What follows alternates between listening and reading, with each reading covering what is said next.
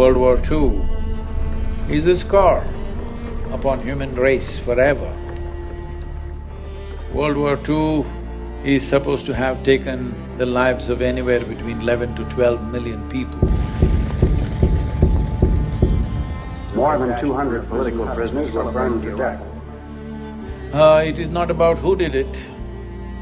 We as human beings, that's what we do, unfortunately, till now. But what we are looking at is not going to come in the form of bombs. There's no bang-bang happening here, this happens quietly. Every responsible scientist in the world is saying by 2045, we'll be producing 40% less food on the planet and our population will be 9.2 billion people. If it goes this way, World War II will look like a small blimp because if 40% less food means it's estimated in 6 months, about 1.5 to 1.7 billion people can die.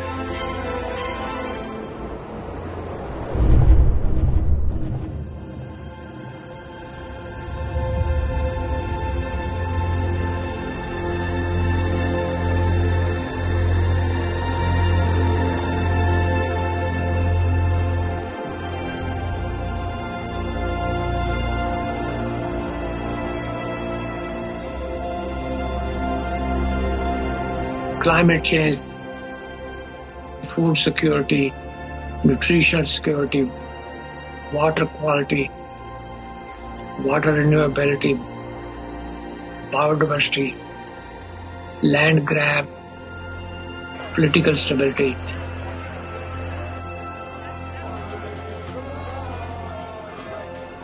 Human health, well-being, peace, prosperity. Soil is the basic of all that.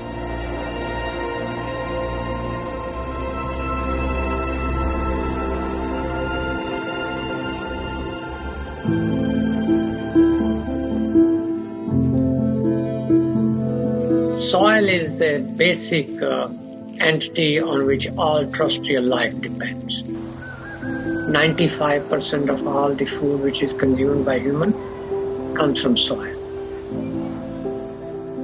As much as 95% of all antibiotics taken by human and animal come from soil. So soil and life have evolved together.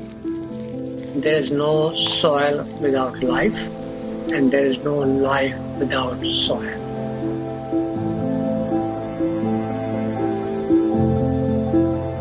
In a handful of soil, there are over 5 to 7 billion organisms. And just like how our body functions, the food that we eat, actually we cannot digest all by ourselves. We don't have the necessary enzymes and alkalines to digest this completely. Only because of the microbial gut microbes that are there, we digest food. The same is true with all the plants and trees. They cannot take the nutrients from the soil by themselves. They need the help of the microorganisms.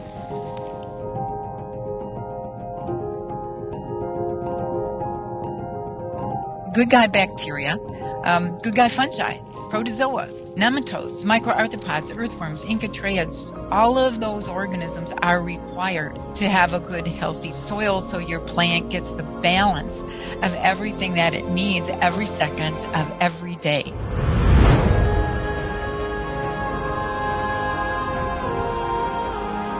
The first 15 inches, 12 to 15 inches of soil is responsible for 87% of the life on the planet, including you and me. And that today we are using machines where they're plowing almost like 12 to 14 inches deep and leaving it open to the sun. This is like we peel off our skin and stand in the sun, you know? You will be screaming. That's exactly what the land is doing. Land is screaming, but nobody's hearing. Just plowed and left open, killing all the microbial activity.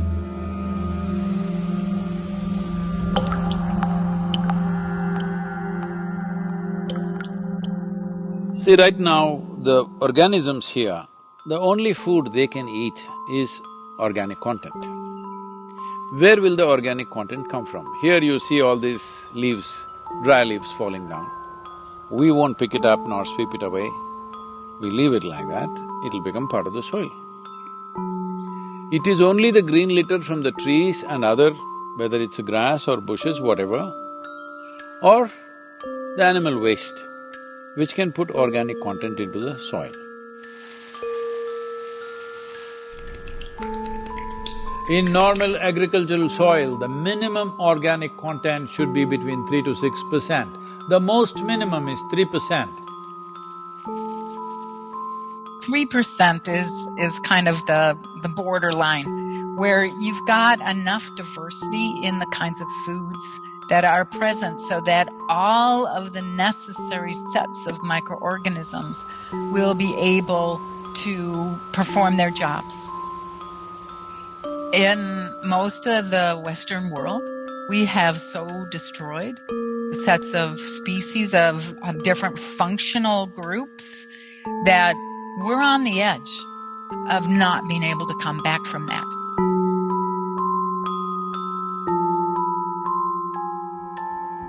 Over 62% of India's soil has organic content less than 0.5%. Entire southern Europe, the soil organic content is just around 1% or below. Over 50% of the topsoil in whole of United States is gone. You've heard of dinosaurs going extinct, dodos going extinct, but this is a question of soil extinction. See, this is sand. If you add enough organic content into this will become rich soil. Similarly, if you take all the organic content out of the soil, it will become sand. So this is called as desertification in the world. World's agricultural soils are becoming sand or turning into a desert largely across the world because there is no organic content.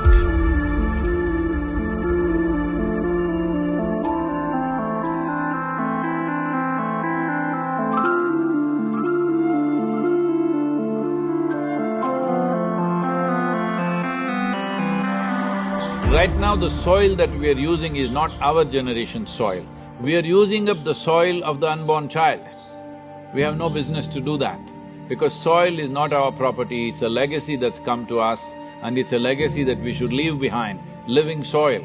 Because once there is no richness in soil, there is no way there is richness in life.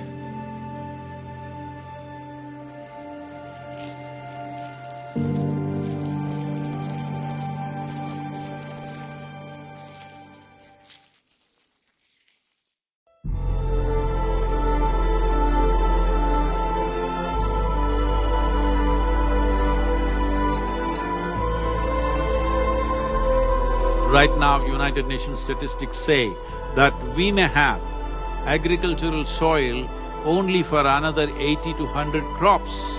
This means it is a matter of 40 to 50 years. After that, there could be severe food shortages, and getting rich organic land or soil will become the basis of battles and wars on this planet.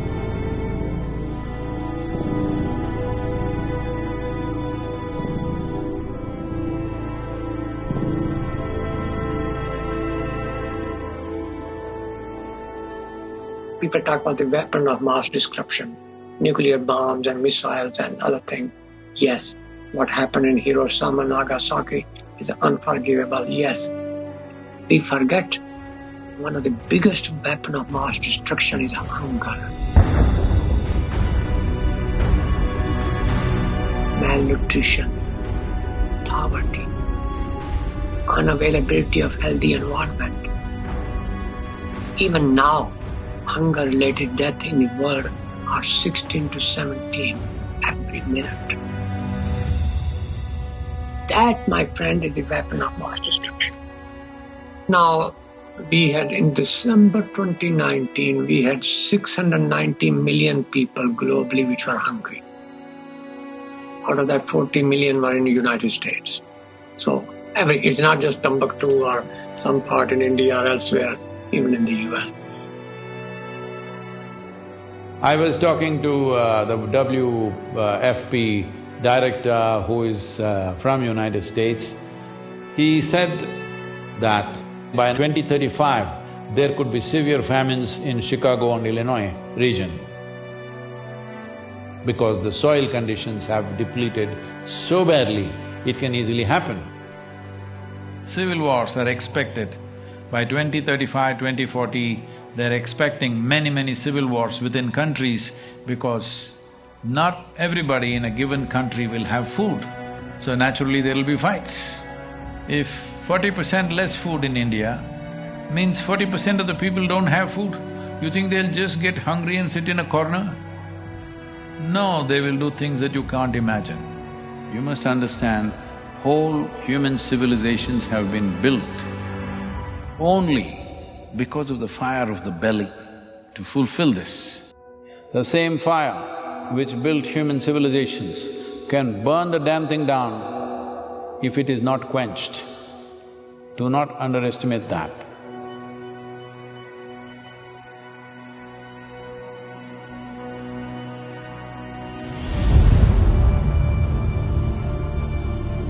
Since 1990, there have been around 30 wars in Africa. 27 of these wars were fought for the sake of acquiring fertile soil. The great revolutions of the world, the Russian Bolshevik Revolution of 1917 was mainly for bread.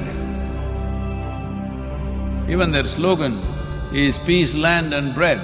That is the slogan of the Russian Revolution. Food scarcities in France were the main trigger for the French Revolution. What happened in China, you know, the so-called Cultural Revolution, is also because of repeated famines across the country, and once there is no bread on the street, it's easy to light the fuse. If you want peace, everybody must have bread, roti, food. There is no peace if there is no food. It's simple as that.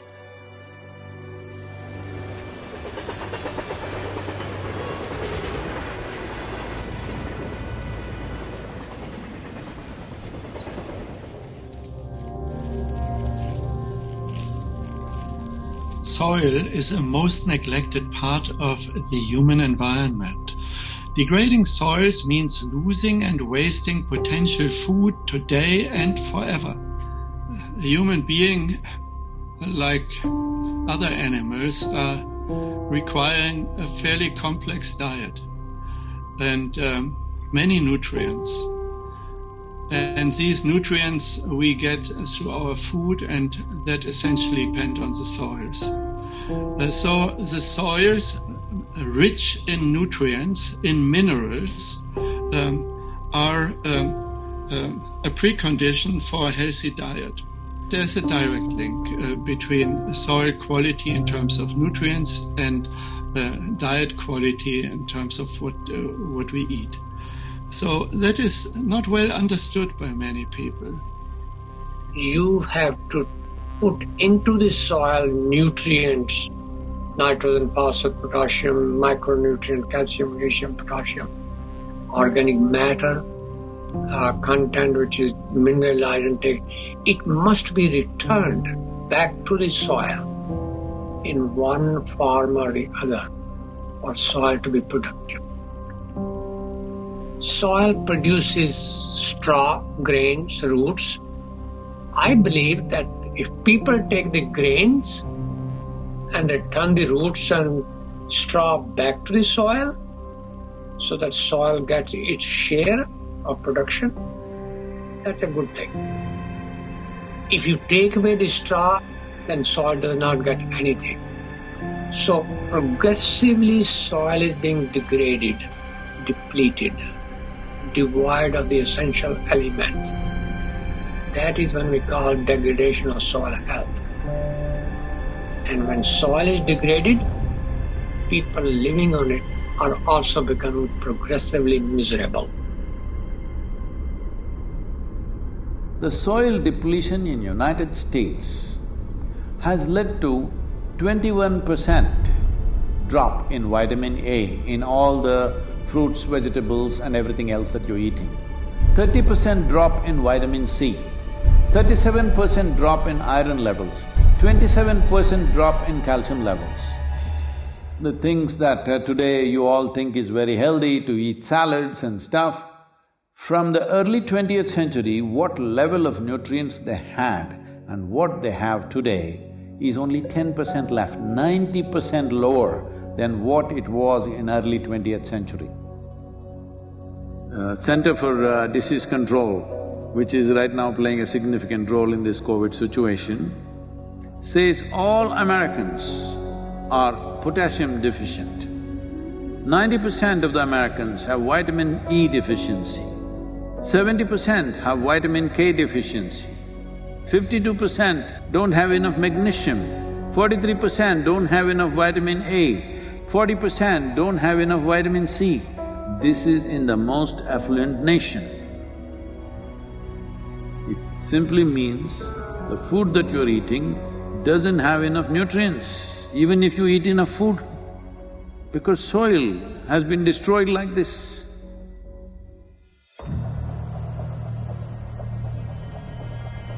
One serious problem that the world is facing right now is, by 2030, it is expected 1.6 billion people will migrate.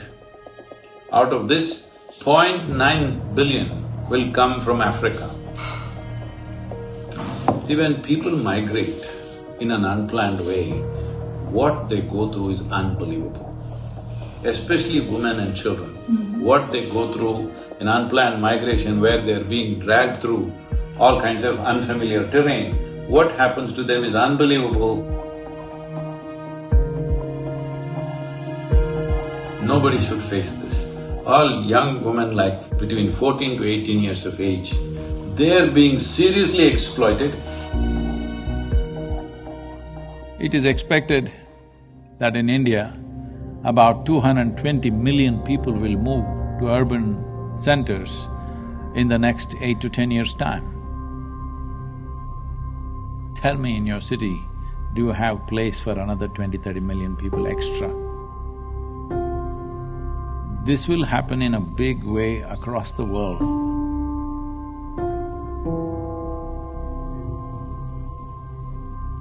Yes, there are soil refugees. Yes, there are climate refugees. Yes, there are drought refugees. And those refugees go and knock door of other people. The US southern border is a very good example. People jumping into the Mediterranean without realizing whether they'll make it on the other side or not is a very good example.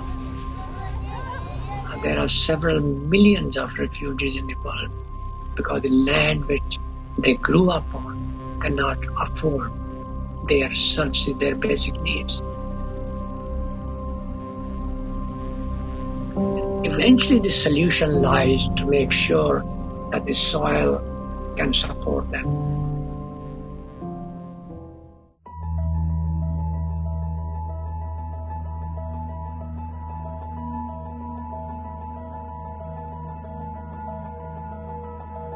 There is a very strong link between soil degradation and global issues.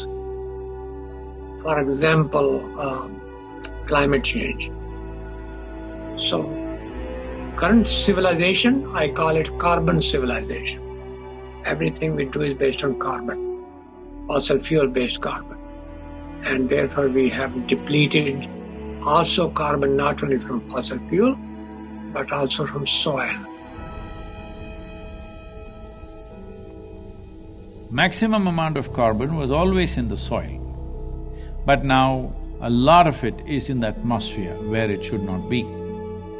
If it gets into the atmosphere, as you've heard of global warming and climate change, all these impacts happen. But nearly 40% of this is happening simply because soil is left open. For this, the main contributor is agriculture. or open lands. The same soil which would have taken carbon dioxide and methane from the atmosphere is now releasing it simply because we are leaving it open and there is no life or microbial activity.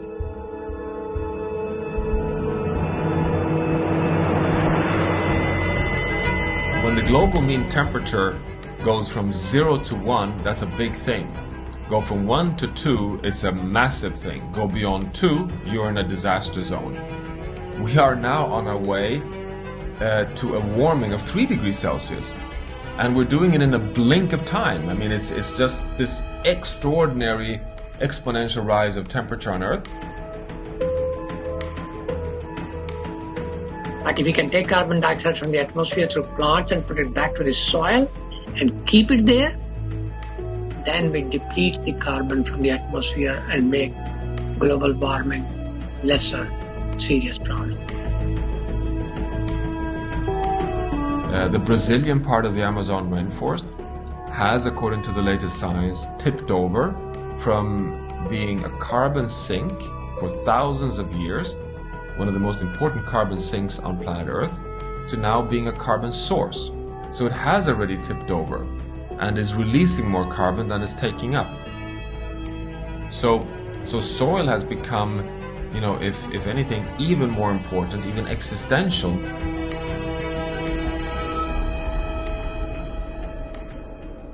See, the whole life process on this planet is carbon-based. So, the same goes for a blade of grass, the same goes for the coconut tree, the same goes for every other creature on this planet. Essentially carbon. Where is all this carbon coming from? The great miracle on the planet, in the process of evolution of creation on this planet, is photosynthesis. A limitless amount of energy coming there from the sun. Using that, the atmospheric carbon is absorbed and it goes through a whole series of process through millions of microbial life and gets stored in the soil. What gets stored in this way, going through 3 to 4 cycles of microbes, this gets stored up to 1,000 years minimum. We've become a geological force of change. We are at risk of destabilizing not only, local ecosystems and local living conditions, but the entire planet.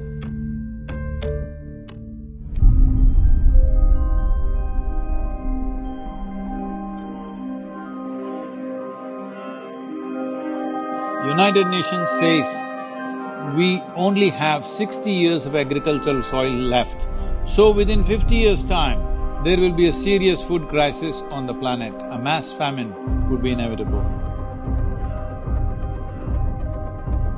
Now, I know people always say, we only have 60 more years of agriculture to go. Yeah, but that was 10 years ago that we made that statement. We're at 50, guys. Soil is a living entity. It has a lot of organisms. And when those organisms are killed, soil is no longer healthy. Soil is no longer living.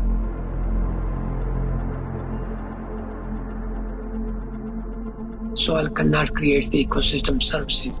When soil dies, everything else dies with it, including us.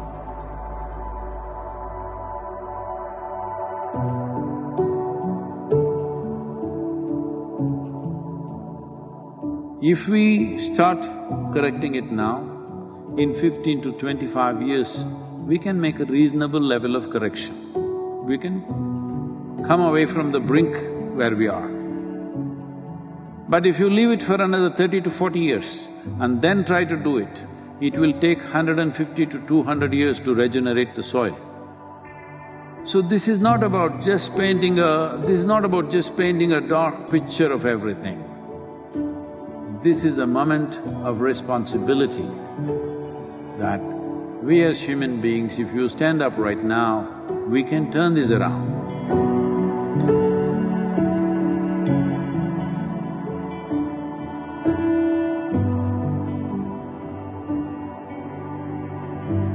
Soils is the very basis for biology and human life, but we also know that we cannot destroy nature to feed humanity, because that will threaten the stability of the planet, which means the life support for humans and all species on Earth. So we now need to be caretakers of soil. The cost of action is much lower than the cost of inaction dealing with soil and land degradation. But it's not something which the individual farmers can do. It has to have a large regional, if not global, initiative.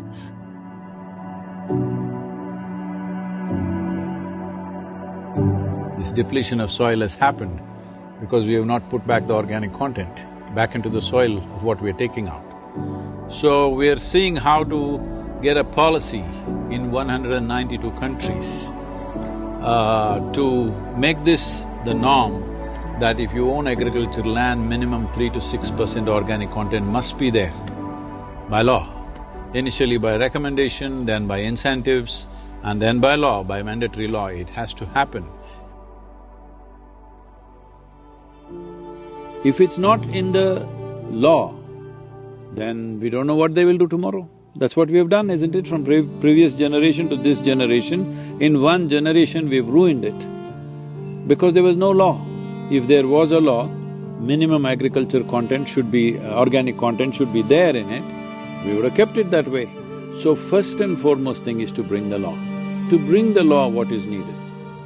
This is a democracy. That means people are the power, it's people's power. That's what it means. So there are two very powerful things in your hands right now. One is your vote, another is your microphone. Hello? That means your voice. So this is important.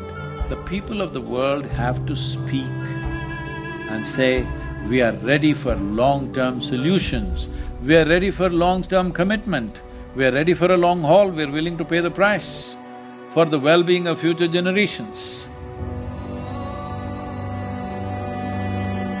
This is why the Save Soil movement is not about action, but it's about bringing policy change.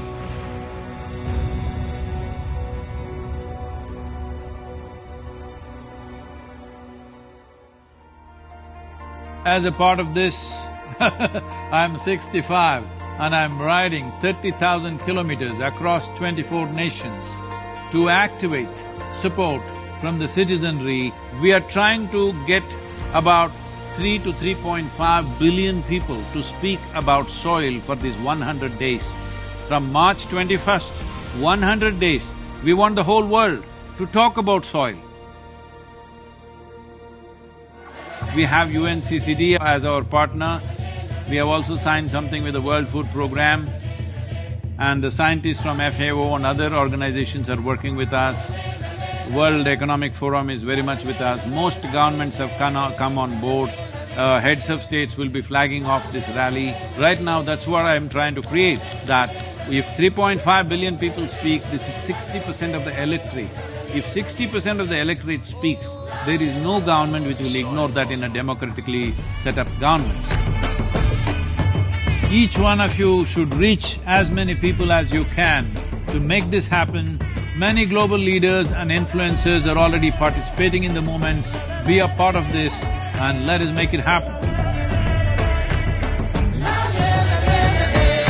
For my part, as much as I can contribute. And the movement that you are taken up, I could not expect any more God's blessing than that. Sadhguru, and this campaign is so important. We're going to save the soil. Do your part. And saving the soils.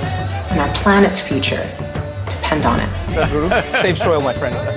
Save soil, let's make it happen. GM Barbuda is part of the Save Soil mission. We commend you for what you're doing. That is why we are happy to sign the MOU. The science and philosophy that backs the thought behind you is tremendous. Save soil, let's make it happen. Save the soil. We know what we must do, so let's make it happen. Let's make it happen. Let's make it happen. Let's make it happen. Let's make this happen. Let us make it happen. Let's make it happen. Let's make it happen. Let's make it happen.